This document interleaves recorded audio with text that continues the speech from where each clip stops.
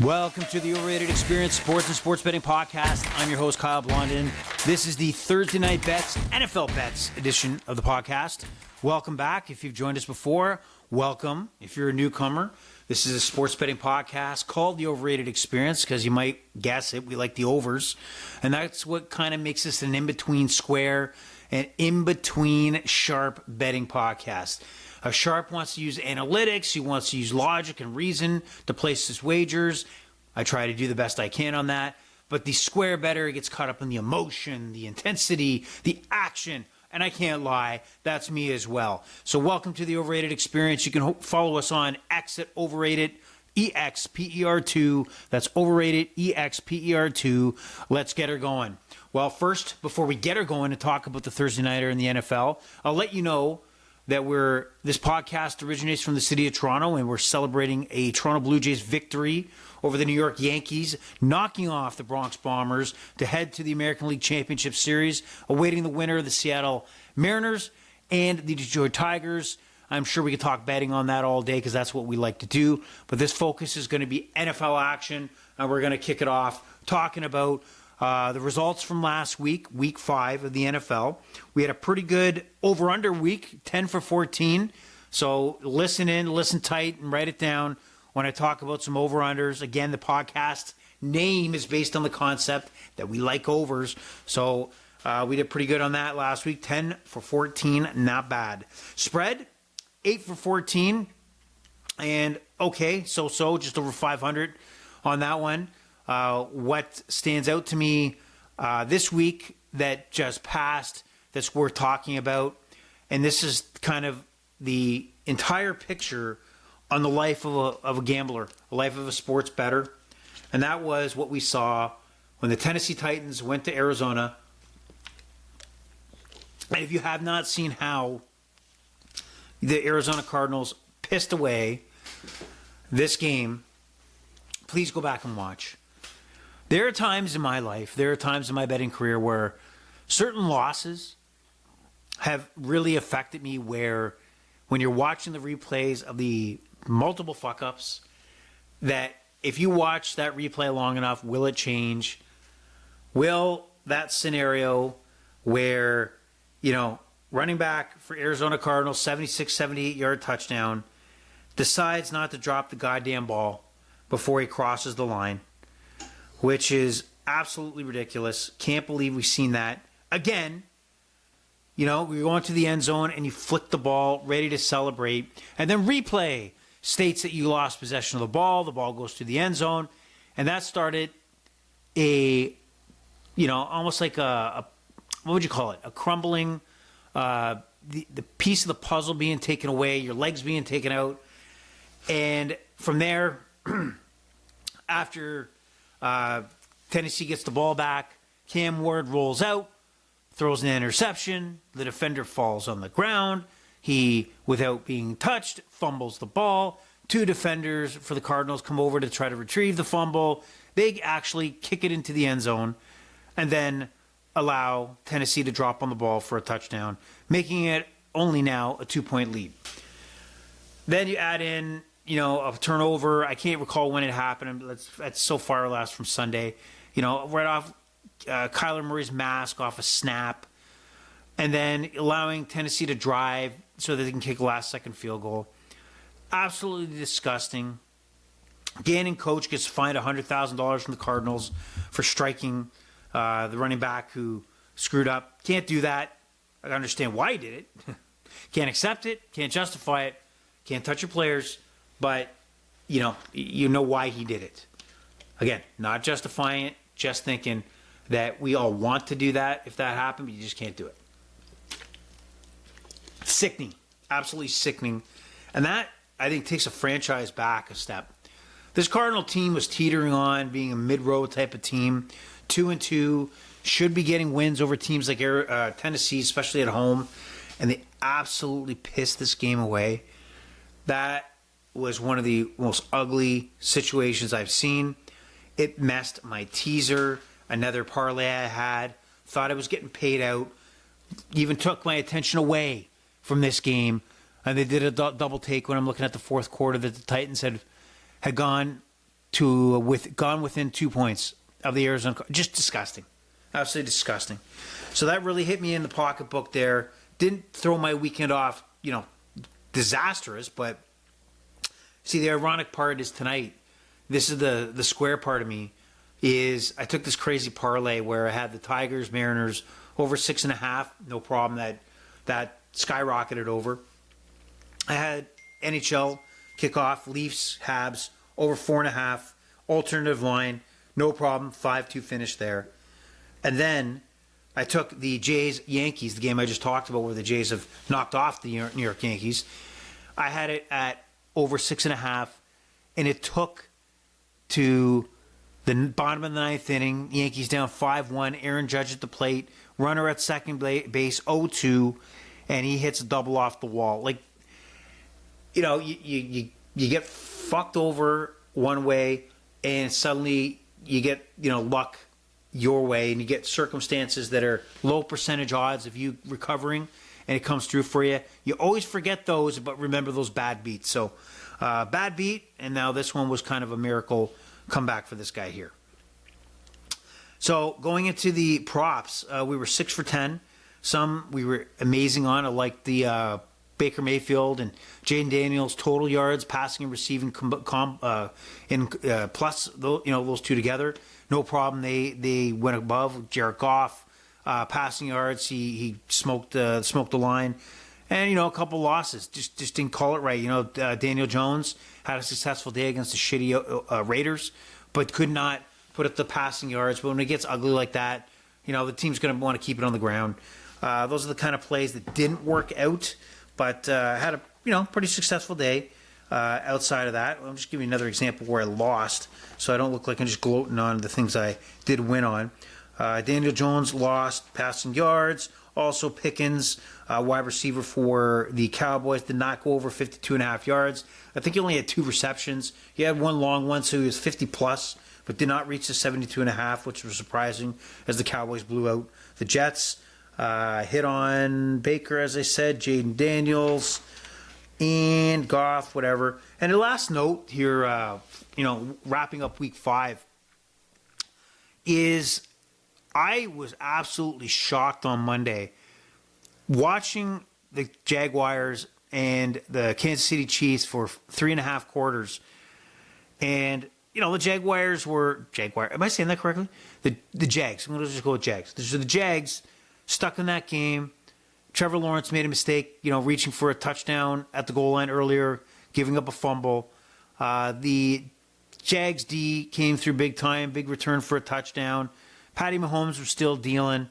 But it really impressed me with under 2 minutes, the 2-minute drive, where Trevor Lawrence made some tough throws. He made some tough runs, but he had it on a string. Bullet pass to Brian Thomas Jr., on a key, I think it was 3rd down, for a first down. Absolutely non-Trevor Lawrence-like, at least in his NFL days. And he made another throw which was un-Trevor Lawrence-like. And it's shocking that, you got to give credit where credit's due. And he played like a franchise quarterback for those 2 minutes, which resulted in a goofy win because if you've seen how they scored the winning touchdown, he steps back, his guard steps on his foot, he falls twice, but still gets up and rolls to the end zone to score the winning touchdown. So pretty impressive there for that 2 minutes. And maybe, just maybe, is Trevor Lawrence turning a corner? I don't know. We'll see. But impressive to say the least. Now, news since week 5 concluded, heading into week 6, one being that we had a trade in the NFL. The Cincinnati Bengals went out interdivision, swapped late round picks with the Cleveland Browns to pick up Joe Flacco, quarterback, for what was the Cleveland Browns now going into Cincinnati. But doesn't stop there. They've already announced that Joe Flacco is going to start against the Green Bay Packers on Sunday. Days, minutes, hours after, making the trade, he's our guy. He's going to be in the lineup. He's going to be taking snaps right away. Now, what do I think of that? Well, I think it's a bold, ballsy move by Taylor, head coach of the Cincinnati Bengals. Smart, because I'll tell you what, the Cincinnati Bengals are going nowhere. You might say, hey, doesn't know the playbook. Is he taking a risk? There is no risk. Jake Browning has been absolutely horrible for the Cincinnati Bengals. You have too many weapons on the Cincinnati Bengals team, too many Ferraris, too many Corvettes, too many just high-end talent to leave them with the shit that was Jake Browning. Now, I didn't see this drop off to this extent coming, as Browning's been under there before, as Joe Burrow's been out 2 seasons ago, and he was decent. He's been well below decent in his multiple starts with the Bengals, and it's smart, ballsy, and don't wait. You can't do worse by putting Joe Flacco in on a few days' notice. So that's an interesting note. We'll see what happens there. Shedeur Sanders, just another, we talked about him last week and kind of his reaction to Dylan Gabriel being the starter now that Joe Flacco was benched, now gone. And the question was to Stefanski, the Cleveland Browns head coach, does that make Shedeur your number 2? And he kind of danced around it. He didn't acknowledge that Shedeur was number 2. So it's interesting what is going on there. There was nobody putting a gun to the head of what? Had to kill a fly. Sorry, mid-podcast. Nobody put a gun to the head of the Cleveland Browns to draft the second quarterback in the same draft that they picked up Dylan Gabriel, but they did. And as soon as they decided to pick up Shedeur Sanders, he was always going to be a story, right? Because he's a name. He played in Colorado with his dad. He made a name for himself. He was projected potentially to be a first-round pick, early first-round pick, and slid. That was a story in itself. And now you're dancing around if he's number 2. I mean, I don't know if they're handling it the best way they possibly can. I know that they have to do what they need to do, but they've created this whole mess themselves. And I don't know what they're doing. So it'd be very interesting if they wind up bringing a practice squad quarterback to be number 2, even though he was number 3, and he just didn't move up the depth chart. They bring in somebody off the practice squad, maybe because it's a veteran. I don't know what they're doing. Cleveland is a little messed up, as you might notice already. Well, anyway, that's the past. This is the future. This is the future going into Thursday night. And to let you know, there will be another podcast dropped either Friday or Saturday. And that will cover all of Sunday's action, plus Monday, 2 games to Monday. And that will give you spread, over-under, like I said, 10 out of 16 over-under. Pay attention. And player props. I can't give you a lock-in amount that I'll provide you on player props. Whatever stands out to me, I will provide. What's the prop I provide over 4.5? I'm just kidding. Anyway, going into Thursday night, we have the Philadelphia Eagles coming off a loss against the Denver Broncos, taking on the New York Giants. The Giants also coming off a loss. The excitement of Jackson Dart, the excitement of a win, first win of the season, dashed and put out that fire going into New Orleans, and then they lose and didn't look great. Didn't look horrible, but Jackson Dart looked like a rookie quarterback. Let's say that. Fumbles, turnovers, can't get the ball in the air. Quick out of the pocket to run. A lot of things that rookies do, but he's there to develop. So what do we got coming into this week? Well, we also have an Eagles team that has to keep A.J. Brown happy. Will that factor into my props? Find out. Listen, 2 minutes from now, you'll understand. So 7.5 is the line here. Philadelphia Eagles, our favorite divisional matchup heading into MetLife Stadium. And the over-under is a low 40.5. So what do we expect to play here? Eagles are 4-1, right? But, there's a bit of panic here. Like I said, you have A.J. Brown, who's kind of a distraction, I guess you would say, for this team. 4-0 before this loss. He was already upset that he was not receiving the attention, the volume that a custom top receiver would get. He's got a point. I mean, if you got a Ferrari, you drive it. If you got a Corvette, you drive it. And as a receiver, there's nothing much you can do unless the ball is thrown your direction. So many times in the history of watching the NFL, from Randy Moss to Ocho Cinco to Michael Irvin, to who else is out there, like top guys. They want the ball. Even Jamar Chase, Justin Jefferson, they want the ball, and they'll make it known when they're not getting the ball or they don't feel like getting the ball enough, and that's what A.J. Brown's doing. The Eagles got to balance all these relationships. They're a high-profile team. So what do they do coming into this weekend? I got to believe that the objective here is they got to believe that they got to open it up a little bit, right? Even Saquon has really not put together a dominant game like we've seen last year to make him the offensive player of the year. I don't think he's had 100-plus rushing yards. And I got to believe the first priority is to get the ball in his hands. So I do like him more from a receiving perspective. And last week he scored a 57, 58-yard touchdown out of the backfield via pass. And right now his receiving yards are only 16.5, minus 114. I like the over. I think it's way too low. And I think the Eagles have realized that I have to make Saquon a part of this offense. And if it's not running the ball, I'm going to get the ball in his hands one way or another. And with this Giants D-line, even rookie Abdul Carter having a successful rookie campaign, they're going to provide pressure to Jalen Hurts. And Jalen Hurts is going to have the run-pass option, a lot of dump-offs. I think a lot of design plays like we've seen against Denver that puts the ball in Saquon's hands multiple times. And I think he breezes over the 16.5, at least on one play and one play alone, much less multiple balls heading his way. So he'll be the focal point. And will Brown be the focal point? No. I think there's problems there. I don't think it's going to be fixed on Thursday. And I don't know if we're going to see Brown really necessarily squash his displeasure for what volume he's getting. But I do think his counterpart there, Devontae Smith, will be a focal point once again, 100-plus yards in the loss against Denver. His over-under here, 50.5, minus 114. I like this to go over. I think Devontae Smith is a big-time receiver. Obviously he was a Heisman Trophy winner for Alabama. Am I right on that? Yeah, Devontae Smith? Yeah, he was. Heisman, yes. Wow, I'm drawing a blank here. If I only had the technology to check this, that'd be great.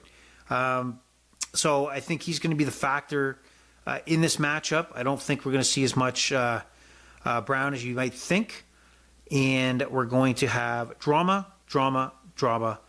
that A.J. Brown's going to bring up once again for the Eagles. But the Eagles get it done. They cover that 7.5. I think they win this game comfortably. I think they do want to put the ball in the air a little more. And I think it's going to go over 40.5. I think the Giants will score their 14 points, whatever it may be. Let's call it like 30-14. And the Eagles get it done. They cover the spread. And one last prop for you on this one. I do like Jackson Dart rushing yards over 35.5. He is in the part of his career right now in the NFL where he is going to quickly drop back. And if something's not there, he's going to make the safe play and take off and run. And the last two games, he's had 50-plus yards rushing himself. And when I see a line of 35.5 for Jackson Dart, I'm going to take the over. So to recap, the props on there, Devontae Smith receiving over 50.5. A.J. Brown, like I said, I'm not trusting that they will feed him the ball tomorrow. Saquon over 16.5 receiving against his former teammates. He tore them up last year, but I just can't buy that he's going to tear them up again this year based on what we're seeing so far this year. And plus that D-line is much improved for the Giants this year. And then Jackson Dart over 35.5 yards rushing. And then I got your same game parlay. You degenerates, you degenerate sons of bitches, know that you shouldn't be doing the same game parlays. But every sports book that you're involved in, including FanDuel, where these lines are coming from, they throw everything at you to incentivize you to make that sucker's bet and do the same game parlay. I fall into the same trap when it talks about a 50% bonus or boost, I get caught up in it. I got to do it, right? but I'm just as degenerate as you are when it comes to those same game parlays. But we should know better, but we don't. All right? But if we got to do it, let me give you some advice. So in this game, and I'm always going to give you a plus. Okay, I'm going to give you a plus. Same game parlay. This one I got 3 legs in this parlay. Eagles money line. I don't think there's a question that the Eagles win this game. I don't think we see a surprise win like we did last week with San Francisco walking to LA and knocking off the Rams with all those injuries. Dallas Goedert, alternative receptions over 3+ or more, tight end for the Eagles. Like I said, that Giants D-line is no joke. And Dallas Goedert is going to be the best friend of Jalen Hurts. Reliable receiver. Short passage yardage, at least 3 minimum. And then throw in Saquon 10 yards, alternate receiving total, 10 or more yards receiving. I like it. I like it a lot. $100 will pay you a profit of $128. Well, like I said, this is the Thursday Bet Show. This is the NFL Thursday Bet Show. It doesn't last long. I'm going to sit back and watch the celebration that is here in Toronto with the Blue Jays heading to the American League Championship Series. I'm going to wish you the best of luck, and I'm going to outright demand that you guys follow us on X and let us know you're there at Overrated EXPER2. That's Overrated EXPER2. Follow the podcast on your provider so you know every time an episode drops, and we're dropping one soon. And we're also going to drop one in the near future that covers the Netflix series about the Dallas Cowboys. Interesting series that I just wrapped up. So we'll get to that. So stay tuned. Pleasure's all been yours. The Overrated experience is over and out. Happy Thanksgiving, Canadians out there. Bye-bye.